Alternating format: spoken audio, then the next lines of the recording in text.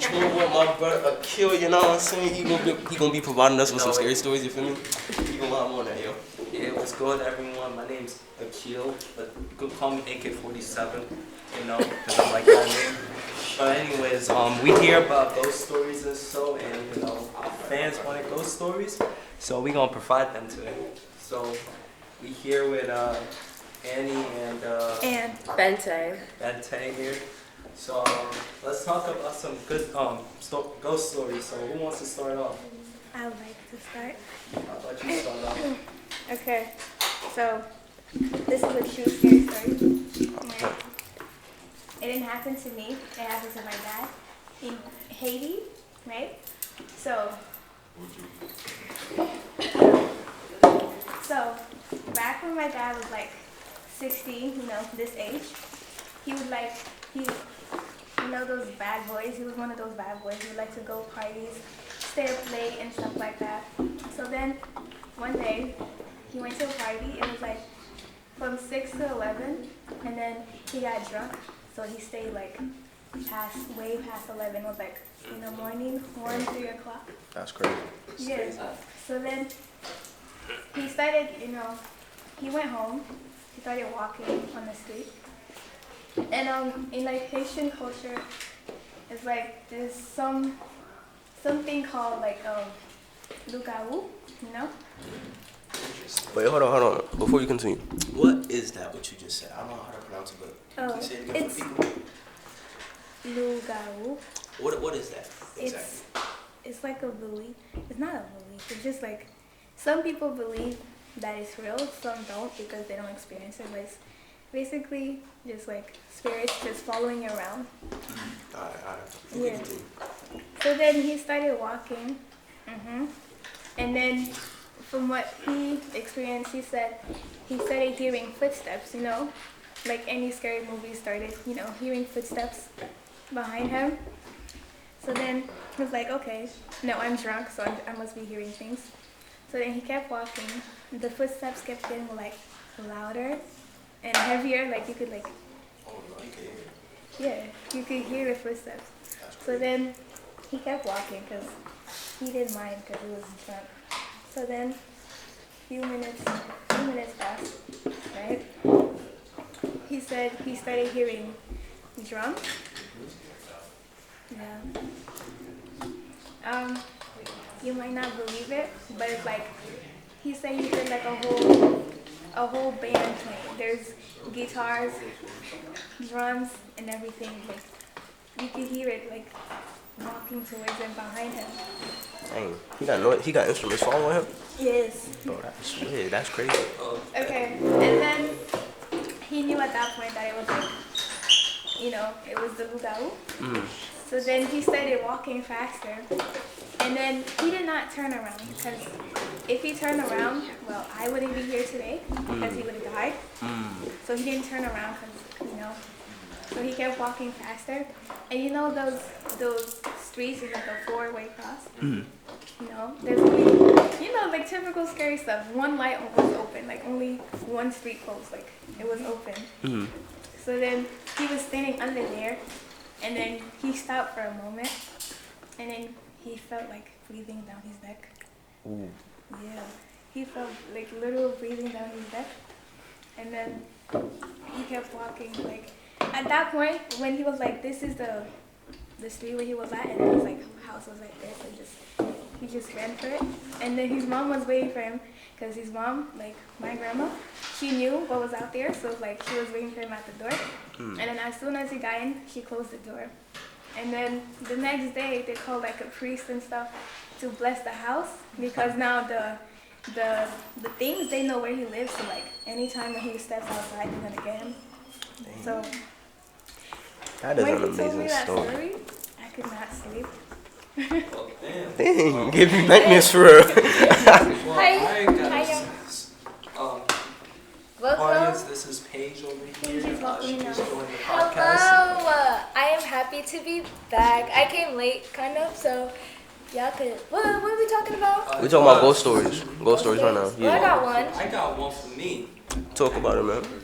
Oh, okay. So a ghost story is actually it's something that happened to me a few years ago. Uh-huh. But my mother told me more about it because she's from Jamaica or whatever. So I remember I was in the house. I was washing my face per usual, listening to my music on my speaker. Yeah. And you probably heard the story. And I heard someone say Caitlin, right, which is my middle name, which is what my mother calls me. So Yeah. I immediately thought it was her. So I paused my music, and I'm like, Mom. So I waited. Nothing happened. So I said, okay. So I go back to washing my face and drying it, putting on moisturizer, good old shea butter, and then I hear Caitlin come downstairs. So I'm like, whoa. So then I pause the music and I walk out the bathroom. I'm like, Mom, are you home? So then I look over the banister next to my stairwell. I look down, and usually when she comes home, she puts her purse or like her wig bag on the second stair. So I looked to see if she was home. There was no work bag. So I said, okay. So now I get out the bathroom and I'm in my room and I'm chilling doing my homework, and then all I hear again, Caitlin, come downstairs. So I said, okay, wait a minute. So I stop everything. I stop my music. I walk out to go see if my mother was in her car because her car would be in the driveway. So I go to her room window to see if her car was in the driveway. There was no car. There was nothing. So then I keep hearing this voice, and as it's continuing, it gets more distorted till it was more like a scream. So then that's when I said no, and I ran back in my room and I locked the door. So then I called my mother and I said, Mom, where are you? She said, what happened? So I said, I don't know what's going on right now, but I keep hearing you downstairs and you're not in the house. So then she said, okay, stay in your room. I'm going to be there in 10 minutes. Then all of a sudden, a couple minutes pass, I hear a knock on my door. Caitlin, are you in there? So I thought it was my mother. I opened the door. It wasn't my mother. It wasn't even a person. What was that? It wasn't a ghost either. What was it? That thing had its mouth open, ready to eat. Last thing I know, police were at my door. My mother was crying. My father was weeping. My body was never discovered. That is crazy. Send them GG's wild. Actually, there is something called like that, and it's called a skinwalker. Yeah. Oh, I'm not yes. sure what about it, I've heard of- but it's Ooh, I got a story for that. It's this sort of it's this sort of entity that mimics a person's voice, and it yeah. tries to lure you into I know. whatever. They're very interesting, but they're also very wicked. And I got my ghost story for y'all. I bet. So this is now I've experienced paranormal stuff in my past, but this nothing compared to this ghost story I'm about to tell you guys. Now this ghost story has not happened to me, but it's happened to someone that I've known very well. Now the setting is in so what happened was it was in this house. I believe it was in upstate New York, and the house was supposedly haunted. No one knows what haunted that house, but it was said it was a poltergeist. Now the family moved into that house. They settled in, all American family, right? When they got into the house, they were not greeted with a happy welcome. Instead, they saw glass falling to the ground, which they know they didn't put. Anyways, knowing that the history it was broke, it was haunted, and so they just settled in anyways. Because one, they're broke. Two, money is not something you get all the time. So 5 nights later, they were sleeping, and all of a sudden, their kid, whose name was Millie, started to scream. Now, when the parents went into the bedroom, they saw that the kid was there hyperventilating. Now, the kid was there, and he told the parents that he saw a man coming towards her with an axe. Disturbed by this, they called the police, and when the police came, no one was there to, put in handcuffs and so they told the family that it's probably the kid's imagination, and what happened next? Well, they all went back to bed. A few hours later, the kid screamed again. This time, the family came in, and the kid said the same thing. A man came towards her with an axe. Now, threatened for the family, and so they called the priest. Now, once the priest came over, the priest did a blessing on the house, but during his blessing, he stopped, and instead, his eyes turned white, and he started to ramble some words. Now, what these words were Latin, which the family didn't understand, and as soon as he came out of the trance, he left the house without saying a word. Now, the family got very, very scared, so they called paranormal investigators. Once paranormal investigators came over, they came with a priest also, and that priest also did a blessing on the house. There was a psyche in there who picked up that there was a demon in the house, and this demon was, well, attached to the kid. The kid, the psychic said that the demon looked like the man with an axe, and the man wanted to hurt them. But she also said there were a bunch of kids in the house also, which were not alive, making this house extremely haunted. Once they started doing a prayer and so, everything started to shake and so, and all of a sudden, behold, a man in an axe came forth. And he told the people, if you do not let me go, I will kill you all. They didn't listen, and he started to proceed killing one of them, one by one, until the psychic was the only one left. Now, when the police came there, everyone was dead. Their heads were slaughtered. Their heads were cut off and so. Blood was everywhere. And in the note, there was like, come here again and you'll see what happened next. To this day, the house is related as the most haunted house in North America, and anyone who there steps in never sees daylight again. Question outside.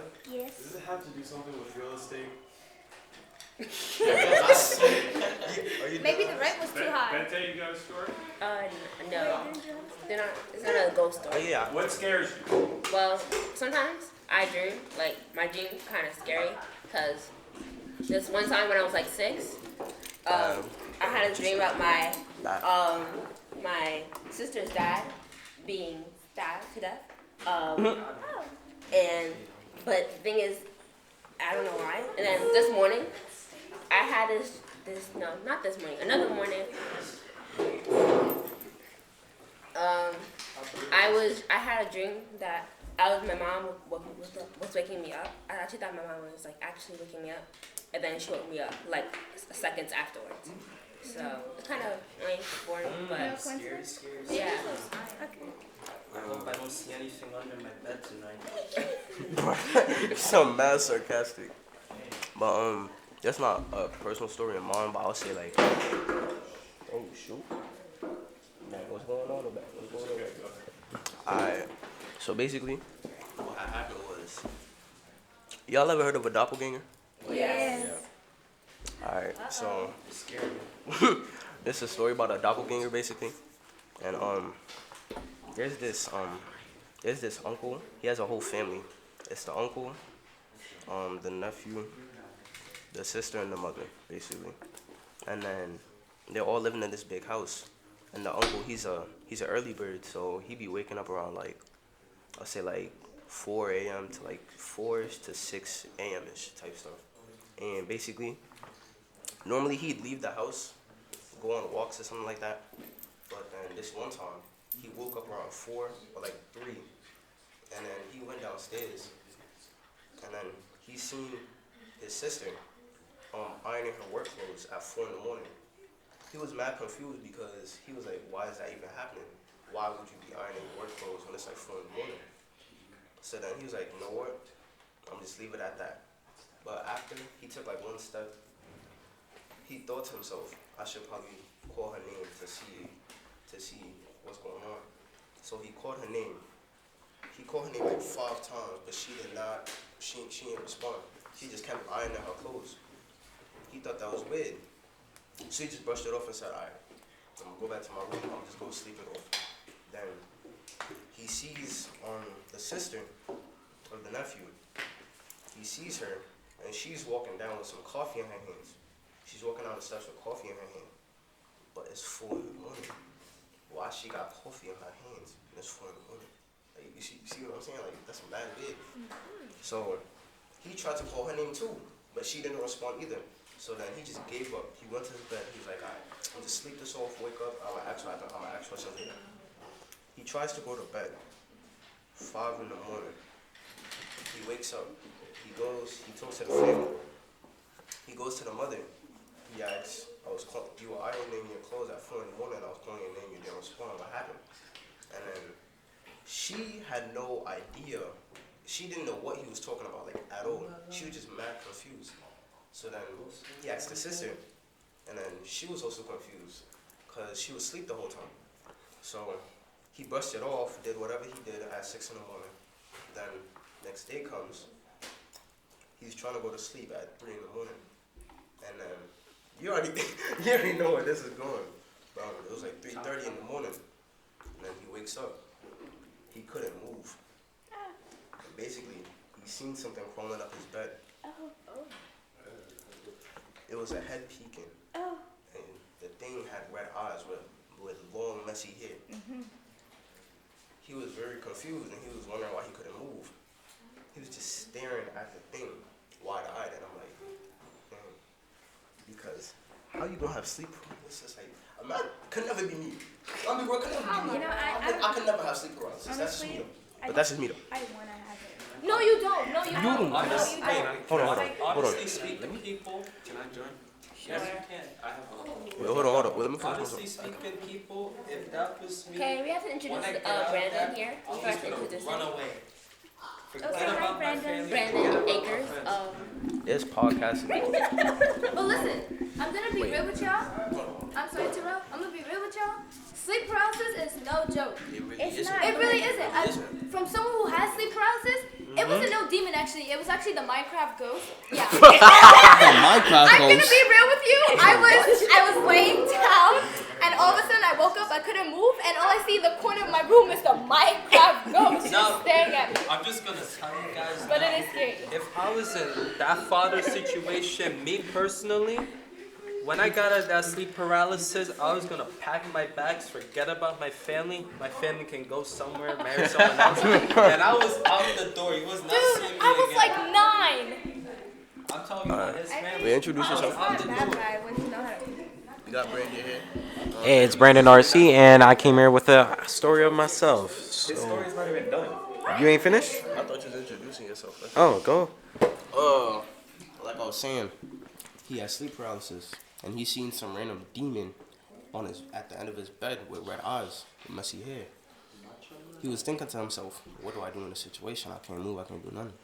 He tried to close his eyes, but then it's like, the minute he closed his eyes, he felt a heavy spiritual pressure pressed down on his chest, mad hard. So then he opened his eyes immediately, and then next thing you know, he sees some weird, odd-shaped woman on top of him, staring dead at him, literally with the red eyes. She's all up in his face, and then he's just staring at her, scared. She had bad breath. He cannot breathe. He cannot do nothing. He was just looking at her, and then she had a creepy, weird smile, going up to her ears, and then she has some long claws. Then she scratched his chest and jumped out of his window, and he blinked, and then he could finally move. He didn't feel the scratch at first, but then when he went to the bathroom to see or to look at his chest, he seen a scar, like a long scar across his chest. Then he was like, "Nah, I can't live here no more." So he just upped it up and dipped. Left the house, left the family alone, never heard from again. That's it. You see now, that's a macho woman right there. And people like that, I wasn't gonna deal with it. I was gonna do what that man do. Hell, man, I'll dig my ditch and just jump in there. Forget about life. Can I tell my story? Yeah. It has to do with the sleep paralysis that we're talking about right now. So my family, the ones I live with, is my Haitian side. So like my grandma, she'll have dreams about stuff and it'll actually happen. Or sometimes I think I hear what's my great grandma calling my name, but I don't ever see her. So this one time I was sleeping in the basement downstairs, and it was like 3 in the morning, and they say 3 in the morning, 3 o'clock is like the devil's hour or whatever, from what I hear from places. So I woke up in the middle of the night and I couldn't move, but I had this like light with LEDs, and it was a bright yellow light. So I couldn't move while I was sleeping, and I looked at my door, and there was some short, stubby black figure. It was like a cloudy figure, so you could see the outline of his bodies, but it's like clouds around it. I would hope it was him. Actually, I know it was him, right? Because he grabbed my whole door just like this. He grabbed the door like this and started opening it and closing it while looking at me for like 5 minutes straight. And so I woke up and I went back to sleep. I woke up and I opened the door and I looked, nothing was there. And I went back to sleep and I woke up in 5 minutes again. This time the light color was blue. And I look and I see him again. He's just sitting there. But this time he had white glowy eyes, so he's staring at me without blinking like that. And after that, I woke up again and I couldn't go back to sleep. So I woke up the next day. I told my grandma. And I told my grandma, and she was like, "Oh, this is that." Then she took me to church, and she was praying for me the whole day, and she wrote the blood of Jesus over the doors. Like that was gonna help me. That's it. Wow, That is a really Now, wild story. for me personally, I hope your grandmother pray you to the ground, boy. Cause another macho man following you, no. Can't deal with that. Macho man falling is crazy. I was coming to see you one time, Malik. Okay. We got Malik. We got Paige. we got He can't fake it. We got Amina in the building, fellas. You good? I'm good. Oh, big chair. We talk. Hey, All right. Introduce yourself. hey y'all. We got Amina in here. Just say hi. My name is Mina. Hey Oh, y'all. wow, that's how you... We got Amina in here in the house. My name is Amina. Nicole. I'm speaking in the mic. Exactly. Give her some room to speak. Thank you. Yeah, telling ghost stories. I think I have one. Oh yeah. It's kind of like a Christmas one, actually. You know, on some Krampus. Can I curse? Yep. On some Krampus shit. So, Wait, That's All as right. far as you want. alright, so I was like 7, maybe 8. I got my first American Girl doll. And it looked just like me. The hair, the skin. We had matching pajamas. Like, my mom was not playing games. Like, took pictures. That's what my mom put, like, a little fucking perm in my hair. Anyways, so I used to watch Goosebumps a lot with my cousin. And there was this one episode where basically the girl kind of, like, we had the same thing going on. She had a daughter just like her. And she was like, she loved that doll. Like, she would dress it up. They would wear the same outfit. She would bring it to school. And that was, like, kind of what I would do. And, like, things would happen in her life where, like, the doll would just, like, start looking more lively. And, like, she would start feeling more like a doll. Like, her arms would start moving more stiff. Like, her hand turned full-on plastic. Like, she was just, like, half doll in her arm. And, like, slowly, like, she became the doll. And the doll became her. Oh, shit. So I watched that episode. I was like, nah. Like, I was not messing with that doll. So I would take my doll. I would put it outside my room because I didn't want it staring at me. Like, I was just scared that it was, like, mimicking my movements and it was trying to turn into me. So I go to sleep. The doll was outside by my door. I wake up. It's on the other side of the hallway. I'm like, nobody in my family told me about that they moved the doll or nothing. I was asking my grandma, like, did you move my doll? Like, it was there, like, I left it there. They were like, no, we didn't touch your doll. I'm like, so I thought they was lying. I was like, you know what? I'm gonna put it downstairs this time, right? I put it downstairs. I put it, oh God, like, I put it in the living room on the couch. Like, it could watch TV if it want to, just leave me alone. I wake up, that shit is in the kitchen table. Like it just, like, I was like, now I thought my grandma was fucking with me. I was like, Grandma, if you moving my doll, please just tell me. Like, that's, like, it scared me. She's like, I told, like, you know, grandparents, they don't like when you accuse them of lying. She was like, I told you I'm not lying, da, da, da, da. Like, this your doll, go put it in your room, go put it in your whatever thing. So, I'm like, okay, this is my last time moving this doll. Last time. My grandma said she don't want to see it outside of my room, so I put it in my little, like, toy box. I was spoiled, I'm sorry. It was right on top of everything, and it was, like, halfway closed. I wake up. First of all, my room door was always locked when I was a child because I had privacy, but, like, anyways, my door was locked. So it's like not nobody could come in there and move my toys for me. So I wake up, the box is open. the doll is just sitting up. I'm like, I don't play that shit. Okay, we Haitian. We don't do that. We don't do that. So I was like, all right, that's it. I told my cousin, I said, I think my doll is moving by itself. And we kids, we like, yo, bro, like this is not Ghostbusters. We're not doing that. So we take the doll and throw it outside in the middle of the street. Burned it? No. We watched that shit get ran over. Like we was not playing games. That's a Chi-Chi doll. My last time seeing that doll before it got thrown out, we was like, it's gone now. We saw it get ran over, and then we moved it away from the street, and then we put it, because we know when a car crashed, we put it in front of the house.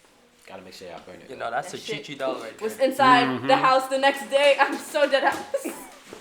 And then I begged my mom to like get rid of the doll. She was mad. Like, American Girl dolls is not cheap. Like, Oh yeah. them shits is like Them are 500, 400, like just for a doll that looks like you. So my mom was tight. She was like, oh, you know how many kids would have wanted this doll? You scared because it's moving. Like, nobody was believing me. So I'm like, yo, bro.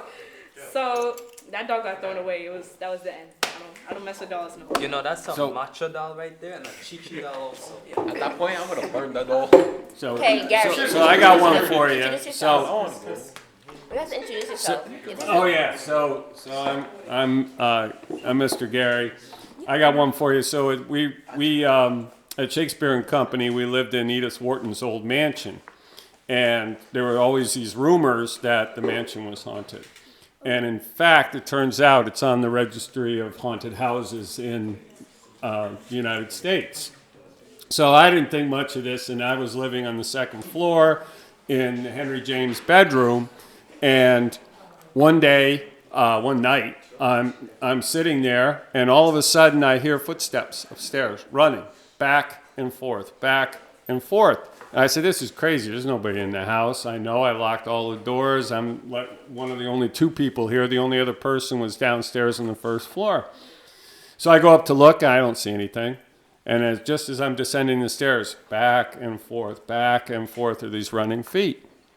So the next day, I came in and I said to some of the folks who are also part of the company, part of the Shakespeare and Company who are living there, I said, you ever heard anything? And they said, of course. We hear it all the time. Their doors slam upstairs, feet are running back and forth. And I said, well, what's the explanation? I mean, what is it really haunted? And they said that after Edith Wharton had passed on, the house had been converted into a girls' school. And there was a young girl, and we looked up the records, the old newspapers from the microfiche in the library, and she committed suicide. And so the theory was that she was the ghost that was haunting Edith Wharton's estate. So one day I had a friend who was staying over in one of the bedrooms on the third floor, and I hear this loud scream in the middle of the night. So I get up, I go running to the other end, I'm figuring, what the hell's going on? She swears that she was pulled out of bed, literally pulled out of bed onto the floor by someone. Now, there's only two of us in the house, and I swear I did not go down there and pull her out of bed. So she claims that this girl had pulled her out of bed. She was giggling the whole time as they pulled her out of the bed. So the final story is there was an office on the third floor where we'd heard these running feet. There was an office in the back of the third floor that no matter what temperature it was freezing in there. And some folks were sitting and they were working on their computers, and literally two people, roughly at the same time or very close to the same time, swear that they had their hair pulled by something. And it certainly wasn't each other. So that's the story of Edith Wharton's mansion in Lenox, Mass. And that's why it's on the historical record.